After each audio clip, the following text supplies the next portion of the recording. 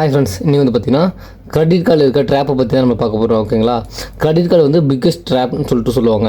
ஏன்னா இப்போது நம்மள மாதிரி மிடில் கிளாஸ் நிறைய பேர் சேலரி இருக்கும், அது இல்லாமல் கிரெடிட் கார்டும் தனியாக யூஸ் பண்ணுவோம். அது ஏன்னு பார்த்தீங்கன்னா கிரெடிட் கார்டு கரெக்டான முறையில் யூஸ் பண்ணால் ஒன்றும் ப்ராப்ளம் இல்லை. ஓகேங்களா, ஆஃபரில் ஏதாச்சும் வருதுன்னு சொல்லிட்டு தேவையில்லாத பொருளை வாங்காதீங்க. ஓகேங்களா, எக்ஸாம்பிள் கால்குலேஷன் பார்த்துலாம். ஓகேங்களா, இப்போது 10,000 அவுட்ஸ்டாண்டிங் அமௌண்ட் இருக்குன்னு வச்சுக்கோங்களேன். இப்போ கிரெடிட் கார்டு வந்து 10,000 எடுத்து நம்ம யூஸ் பண்ணியிருக்கோம், அதை கட்டாமல் விட்டோம்னா ஒரு மந்த்துக்கு வந்து பார்த்தீங்கன்னா 3% to 4% வரைக்கும் நமக்கு இன்ட்ரெஸ்ட் ரேட்டு பிடிப்பாங்க. அதாவது ஒரு மந்த்துக்கு 10,300 வரைக்கும் வரும். ஓகேங்களா, இப்போ 3 மாதமாக கட்டலன்னா இன்ட்டு 3 கட்டுவோம். 10,900 ப்ளஸ் 11,000 அந்த ரேஞ்சில் கூட கட்டலாம். ஓகேங்களா, இதே 6 மந்த்து கட்டலன்னு வச்சுக்கோங்களேன், ஆல்மோஸ்ட் 12,000 13,000 அந்த ரேஞ்ச் வரைக்கும் போகும். இப்போது 1 இயர் கட்டலன்னு வச்சுக்கோங்களேன், 14,000 16,000 வரைக்கும் போகும். ஏன்னா 1 இயர் இன்ட்ரெஸ்ட் ரேட்டுன்னு பார்த்தீங்கன்னா 36% to 48% வரைக்கும் வரும். ஓகேங்களா, இப்படின்னு பார்த்தீங்கன்னா இதே நம்ம மந்த்லி சேவிங்ஸ் பண்ணால் இவ்வளோ அமௌண்ட் வருமானு கேட்டிங்கன்னா கண்டிப்பாக வராது. ஓகேங்களா,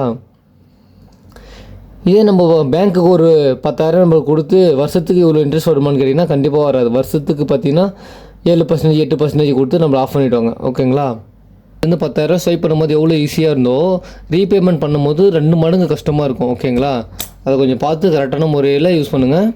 இந்த மாதிரி யூஸ்ஃபுல் கண்டென்ட்டை பார்க்க நம்ம சேனலை சப்ஸ்கிரைப் பண்ணிடுங்க. தேங்க்யூ.